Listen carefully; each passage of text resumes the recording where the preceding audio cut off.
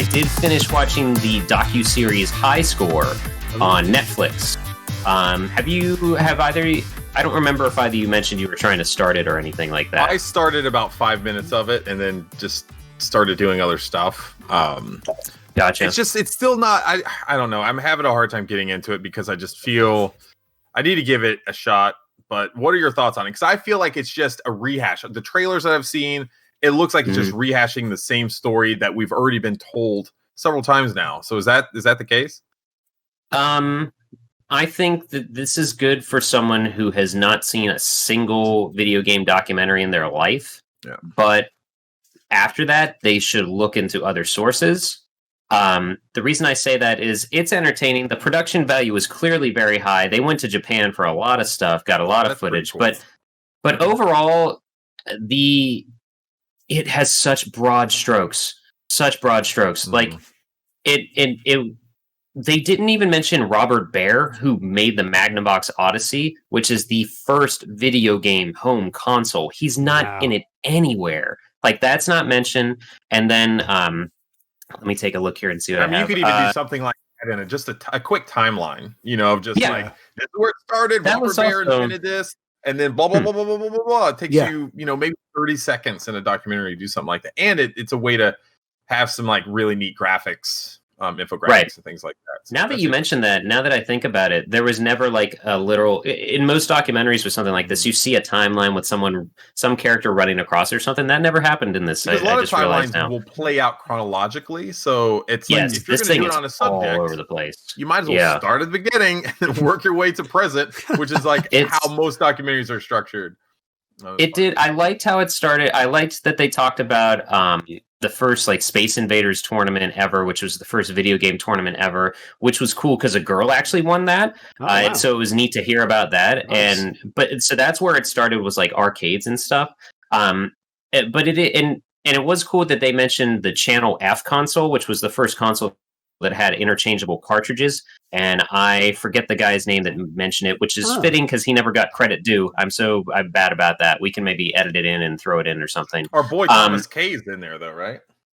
Oh, he sure is. He looks like your typical white dad going to play tennis because he's got a freaking sweater tied around his neck and stuff. I love it. But hell yeah. No, I enjoyed seeing him in that. He looks like he's always just ready to just talk about Sega, and that's great. But with that though, so they break up the episodes, and one of the episodes, it starts with the console war between Sega and Nintendo, and that's fine and all.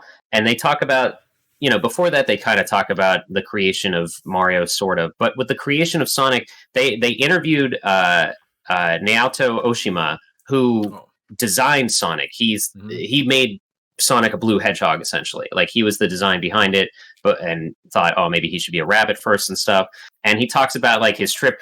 He had a trip to Pittsburgh and asked people, like literally in Central Park, what do you think about this character? And kind of troubleshot it with the public, which I thought was really cool. That specific thing I didn't know about.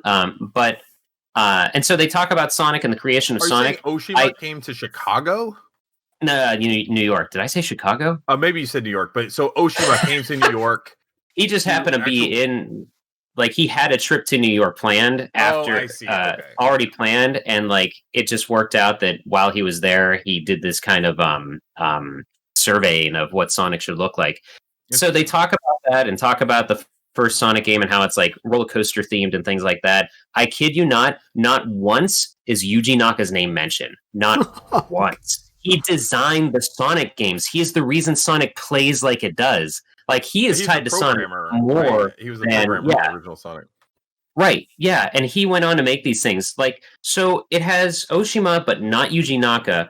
And then later on, they have John Romero talking about Doom, which is really cool. He's just a fun guy to listen to, because he's still just as much a metalhead teenager as he was when he made the first He Doom, likes that rock star aura for his character. Yeah. And he keeps that role. So it's but it was really cool to hear about him and John Carmack, how they basically had their metal lair when they were making the first Doom and everything. But they don't have John Carmack, but they talk about him, and the way they talk about him gives people the idea that he literally created a network play multiplayer like overnight just by staring at a computer is the way they portray it. Because he basically stayed overnight and tried to figure out how to have one-on-one computers fighting each other in Doom, which is also a crazy thing to think about. So I think this series does a good thing in terms of conveying, like, there was a point where we could not just play real people against each other on the internet or even in the arcades. Like Street Fighter was one of the first games that had you fight another person instead of just fighting the computer, which is a huge deal and crazy to think that there were at least 2 decades before that even happened in arcades. Yeah. They mentioned the game crash briefly, but it's just extremely broad strokes, which is it bums me out because some people, because it's on Netflix and it's a thing on there, but like yeah, they have John Romero, but John Carmack's not there. They have Oshima, but Yuji Naka's not even mentioned. Like Tom Kalinske does go through a lot of things, but they spend like 15 minutes talking about how the first Madden game was made, and I'm like, that's not all Sega's legacy was, along with their marketing and stuff. Like they spent so much time on that, but then nothing else on like how it. I'm gonna go crazy here. I'm gonna sound a little crazy. If you're a hardcore gamer, check this out, but don't put much to it. If you're a hardcore Sega fan at this point, you cannot call yourself a Sega fan if you have not read Console Wars, because holy crap. I kept thinking about like, oh my God, they skipped this. Oh my God, they skipped this. Oh my God, where's like going back to the Odyssey, the Magnavox Odyssey and everything. It's like the first console was not an Atari system. And like some stuff sort of drove me nuts. But what was really cool is they did have a part dedicated to Night Trap. And they actually had, and I didn't write his name down, the creator of Night Trap was in the documentary, so you got to hear it from him how the augers were Tom first v. ninjas, Tom and then something, right? Tom V. No, I don't want to look it up because my internet will lag out. Really? I want to say it was like, but it was really cool. I think it's really cool because I mentioned that's a game that people miss. It was really neat to hear how the augers, which are the enemies, started as ninjas and then vampires with no teeth, and then slow vampires with no teeth, and then they have a gun that has a drill in it. And I think it's cool that people will get to see all that stuff and how Night Trap was taken so far out of context in Congress. And like I showed this to Rachel because she really likes Night Trap, and she every time there was someone in Congress talking about Night Trap, she was just like, shut the fuck up. Like it was great to see. I'm like, yeah, honey, damn the man, because this is how fucking stupid they were with this video game. But then the creator talks about how sales skyrocketed for Night Trap as a result of it being the game that made Congress angry with Mortal Kombat. Tom Zito was the guy like I was thinking of. He was one of the founders of Digital Pictures, but I don't think he had anything to do with the designers was James Riley and Rob Phillip.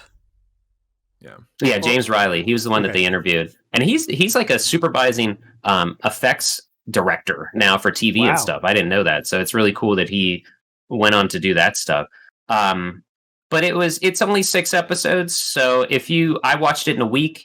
It starts with Space Invaders and goes up to Doom basically, but it does jump around a lot with talking about like esports and how video games is a multi-billion-dollar industry now, and it has like cool snippets of like, here's how EA started, here's how Midway kind of did this thing, here's how Night Trap started on what would have been a Hasbro machine, I think it was, or something. Oh wow! So there are cool parts in it, but there's so much misinformation. I think this has something. This documentary is targeted to the same people who are also targeted for like things like the Nintendo Mini and the Genesis Mini and things like that. 100%. These are people that are not hardcore gamers that don't already know like all of this information. That these are the people that didn't read Console Wars. These are just kind of like the general gaming audience. I think this is something for them, not your hardcore gamer. But I do think it's interesting. I would say, because you did bring up John Carmack and those guys, if you're looking for a book that really goes in depth and is fantastic on like the early beginnings of like Doom and id, I would suggest Masters of Doom by David Kushner. It is a fantastic read. I've not even finished this. I started reading it a couple years back. I'm like around halfway through with it, but it's fantastic. It's really neat. It goes very in depth on like Carmack's relationship and how he ended up like ultimately leaving and everything. It's fascinating, and it's also like right down the road from where I grew up, because this is all like in like North Texas cool. and stuff. So I grew up, right around that area. So it's kind of neat for me to hear about that. Carmack's an interesting guy too. So yeah, that's the thing too. He is not human, and this really just glosses over that, because I'll never forget. I mean, I've never really watched too much around him, but Joe Rogan's interview with him, if you hear John Carmack talk, he is a rocket scientist that decided to make video games, basically. He is a genius. But the way this documentary makes it sound is like, so just some nerd stared at his computer for one straight night and he created online multiplayer. Like, that's not how it works. Not anyone can sit down and do that. This book actually goes in depth in like him talking about like he's presented a problem, and like for instance, like in Doom, of like how to create like some of like the different walls and structures and everything, and then play it out and actually have it like moving at a decent the shading clip. And the lighting. Yeah, it's this book goes really in depth on some of that stuff, and so I would definitely suggest checking that out. Really good. I should grab that, because I want more. I've been watching so many documentaries lately that I think that book would probably be this would be a good time for me to grab that. But it's just, it's very well produced. And unfortunately, I think that's going to hide the fact of how little information it actually provides. But a lot of the things are feel good stuff, because they also talk about something I didn't know too much about, a game called Gay Blade, which was the first gay and lesbian game created, which was a text-based adventure kind of early PC thing that was literally had members of like Congress and different religious figures and stuff like as enemies in the game, which was hilarious to me. But it was cool because that game was lost, the source material, the source code, and people really don't understand. This always goes back to Panzer Dragoon Saga, how people are like, why can't you find the source code? Isn't it just on a computer? We're like, no, it's in a box like in the ceiling somewhere in an old Sega and building. It's not like it's stored on a shared drive or something like that. Yeah. It's probably like a bunch of like discs or diskettes or something like that, like thrown in some old box. Yeah. And back in the day, but like they talk about. I was just say, back in the day, like this is, I believe this happened in video game stuff as well, but a lot in like video production, like TVs and stuff.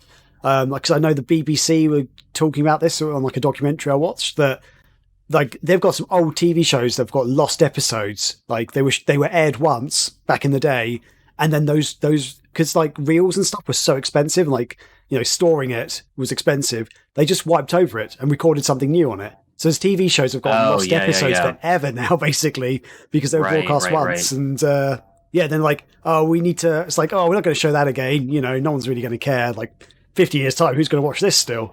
Yes, people do still watch it. They just didn't think about it. And I think that happens in the video game industry back in the day. Like these smaller companies, especially, you got to make space. You can't, storing stuff costs money, basically. So stuff just gets lost. Yeah. Yeah, and people forget that the video game foundation like is a very new thing, and finally the Library of Congress actually has a place for video games, because how are we going to store I'm going on a tangent, but I wonder if this has something to do with why the Virtual Boy is suddenly getting a resurgence, because that's something that you can find emulations and ROMs of the Virtual Boy, but at the same time, the only way you're going to ever have the full experience of the Virtual Boy is if you have that thing suction to your dumb face and you're playing those. So more people are seeking it out now for some reason, but I think that kind of goes back to but what I was going with Gay Blade, it was a game that he literally lost in a move, like moving from one place to another. But so he reached out on the community, and as this documentary was getting made, it actually came back and people found it. So they had a little blurb at the end there saying like, fans on forums and crap actually found the old source code for this game, and now you can get it through freeware online and stuff. So there are definitely cool, like, feel good moments in this documentary. But if you're going to watch this, don't take this as hard fact, because they skip over a lot of stuff, and you should definitely look. And I'm not joking, and I will stand by this. You are not a Sega fan until you have read Console Wars, because of how crucial that is. Finish the book, Graham. I know you're scared of it. Finish it. I've just got this thing about documentaries and books and stuff about a subject that I love, like video games, for example. Because I always find they miss stuff, they're full, like wrong information or whatever. Like I've seen stuff in the past and it used to make me angry and just annoyed. So I just don't really go near that stuff. I just don't go near it. So I know everyone tells me about the Console Wars is amazing. I feel like I've actually got it. I think I've got it on Kindle. So I should read it. And the book that Chris mentioned, that Masters of Doom, that's something I think would interest me because it's about one specific thing, and it's almost like that's the thing. There's so many things like, and going back to how I mentioned last week, not for resale, the documentary about retro stores. They first set out like they're spitballing at it. They're like, let's do a documentary on video games, but then they're like, how in the world could we possibly encompass that? And so I thought that's why I gave this a chance too, because it's a series. It's 6 episodes. Like. You could cover a decent chunk of video game history, but really there's so much. And I think they didn't do a good job of generalizing it. And I understand where you're coming from. That's a good mindset, though. You don't want to just take everything you read for fact, even public school history books anymore. But we don't need to get into that whole thing. That in mind, I really want you to finish Console Wars, Graham. Okay. And if you guys are down for it, I will read it again, and we could have a separate sideshow podcast on just that book because I think it would be a really cool discussion. We should do a live reading, like every Sunday. We take it page by page. We just read it. A thin, quick read. I wonder if that's a thing where people like live stream reading a book. Why not? So we can just read. Oh, they do. It is. Yeah, that would be awesome. Yeah. I know people that. I know people that do that with comics, and actually, some people make money off that. Not a living, but they make money off that. Oh wow! This is how we get out of this hellhole, guys. Let's read some books. See ya.